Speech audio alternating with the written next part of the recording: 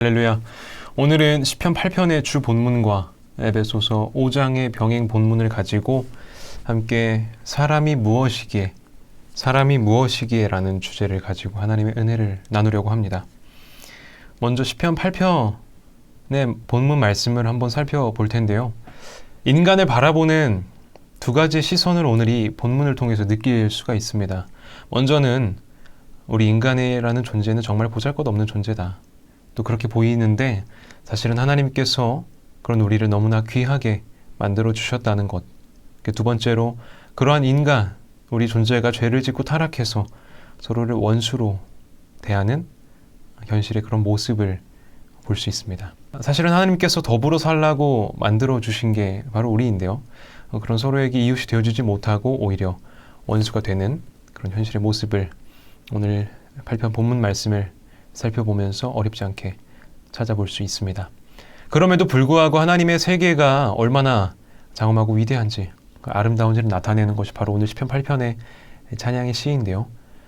주님을 그런 나의 구주로 인식하는 것의 중요성에 대해서 크게 두 가지를 살펴볼 수 있습니다.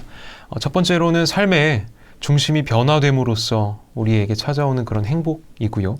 그 다음으로 하나님께서 주시는 사명으로 삶을 살아가는 존재인 우리의, 다시 말해서 존재의 그 목적을 오늘 본문을 통해서 그리고 함께 더불어서 에베소서의 말씀을 가지고 나눠보고자 합니다. 먼저 시편 8편 1절 말씀입니다. 여호와 우리 주여, 주의 이름이 온 땅에 어찌 그리 아름다운지요. 여호와 주님이라는 하나님 그 호칭을 두 번이나 연속으로 사용함으로써 주님의 언약의 위대하심을 고백하고 또 이어서 그렇게 찬양을 하죠. 주의 이름이 온 땅에 어찌 그리 아름다운지요. 정말 이런 세상이 왔으면 좋겠다라고 고백을 하고 싶은데요. 그러나 현실은 조금 다른 것 같습니다. 하나님을 믿는다고 하는 사람들의 삶을 보면 어떤가요? 주님의 이름이 아름답게 여겨지기를 원하지만 정작 그런 우리 때문에 하나님의 이름이 이 땅에서 영화롭게 되지 못하고 있는 그런 현실. 오늘을 살아가는 우리에게 처해진 숙명과도 같은 아픈 현실이 아닐 수 없습니다. 그런 존재들을 가리켜 본문 2절에서는 그렇게 설명을 합니다. 주의 대적들이다. 그럼 하나님께서 그 대적들을 상대하기 위해, 맞서기 위해서 필요한 존재들로 누구를 선택하셨을까요? 이어서 나오는데요. 바로 어린 아이와 젖먹이들입니다. 그들을 상대하기 위해서는 그만큼의 힘을 지닌 막강한 사람들이 필요할 텐데, 존재가 필요할 텐데 그와 비등한 조건이 아닌 실상은 어땠을까요? 어린 아이와 젖먹이. 그렇게 나약한 존재들을 가지고 무엇을 할 수 있는가? 우리가 어떻게 무엇을 해낼 수 있을까? 어떻게 이해를 해야 될까요? 이 말씀을. 하나님께서는 힘과 힘으로 맞서지 않으십니다. 아주 작은 것들을 통해서 이 세상을 바꿔나가시죠. 하나님의 일은 하나님의 마음을 담고자 하는 것에서부터 시작된다는 것입니다. 그런 우리의 사명을 감당하기 위해서. 여기 잠시 에베소서 5장 17절의 말씀을 좀 함께 봤으면 좋겠는데요. 그러므로 어리석은 자가 되지 말고 오직 주의 뜻이 무엇인가를 이해하라. 우리가 힘으로 행하는 어리석은 선택을 하지 않았으면 좋겠습니다.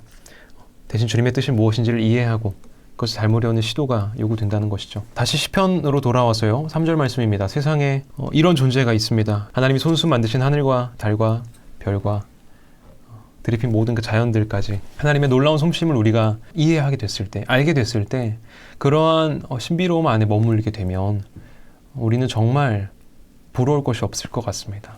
그리고 그러한 상황을 어떻게 찬양하지 않을 수 있을까요? 이 광활한 우주 한가운데에 살고 있는 인류, 인간이라는 존재가 정말 이 어마어마한 세상 속에서 하나님, 도대체 사람이 무엇이기에 주님께서 우리를 그렇게 생각해 주시는지요? 우리가 무엇이기에 주께서 그를 돌보시는지요? 4절 말씀처럼요. 근데 또 그런 마음이 들더라고요. 우리의 연약함을 인정하는 것에서 그렇게 그치지 않고 하나님의 돌보심을 진짜 감사함으로 고백할 때 진정한 행복이 회복된다는 것입니다. 우리가 마음이 가는 사람들에게 우리의 생각을 할애하는 것처럼 하나님께서 우리를 생각해 주신다는 것은 결국 우리에게 마음을 쓰신다는 것이고 하나님께서는 우리를 돌봐 주시는 것처럼 우리의 삶 가운데 찾아와 주신다는 말씀. 근데 이어서 5절 말씀에는 또 이렇게 나와 있죠. 그를 하나님보다 조금 못하게 하시고 영화와 존귀로 관을 씌우셨나이다. 우리가 이처럼 하나님에 비하면 정말 소박하고 소소한 존재에 불과한데 여기서 다시 에베소서 5장의 본문의 20절 말씀을 좀 함께 봤으면 좋겠는데요. 범사에 우리 주 예수 그리스도의 이름으로 항상 아버지 하나님께 감사하며 그런 연약한 존재인 우리를 마음을 돌봐주시고 생각해주시고 써주시는 게 얼마나 감사하지 않을 수 있겠습니까? 범사에 우리 주 예수 그리스도의 이름을 우리가 고백할 때 감사하는 마음을 우리가 나타낼 때 드러나는 것들이라는 것입니다. 그런 우리에게 다시 시편 말씀의 6절부터는 우리에게 주어진 그런 분명한 소명들이 나타나기 시작합니다. 근데 이 모든 것들 가운데 주님의 손으로 만드신 것, 세상의 모든 것들이 진정 하나님께로부터 왔다고, 그리고 우리가 믿음으로 그것을 고백할 때 우리는 그 어떠한 것도 감히 함부로 대할 수가 아마 없을 것 같습니다. 하나님이 지으신 창조물을 다스린다는 것은 결코 우리가 지금 행하고 있는 그런 착취와 같은 행위가 절대 아닙니다. 에베소서 5장 15절 말씀은 또 그렇게 나와 있습니다. 그런즉 너희가 어떻게 행할지를 자세히 주의하여 지혜 없는 자같이 하지 말고 오직 지혜 있는 자같이 하여. 아멘. 내가 나의 힘을 믿고 행하는 것이 아니라 나의 방식대로 행하는 것과 주님의 인도하심을 따라서 그 사명을 감당하는 것의 차이는 바로 지혜 없는 자와 지혜 있는 자의 모습의 차이가 아닐까요? 연약한 우리이기 때문에 한순간이라도 잘못된 선택을 하지 않도록 우리가 깨어서 주의하는 태도가 필요할 것이고, 그것이 바로 지혜 있는 자의 모습일 것입니다. 이어서 21절, 본문 21절에도 그런 모습을 갖추고 하나님을 경외함으로써 피차 복종할 것을 다짐하는 그런 우리가 되기를 진심으로 소망합니다. 안타깝게도 사실 오늘 우리의 모습은 시편과 에베소서 본문 말씀과는 정반대의 모습을 살고 있는 것 같습니다. 그럼에도 불구하고 에베소서 5장 19절 말씀인데요. 시와 찬송과 신령한 노래들로 서로 화답하며 너희의 마음으로 주께 노래하며 찬송하며. 그리고 시편 8편 마지막 9절 말씀은 다시 1절과 연결이 되는데요.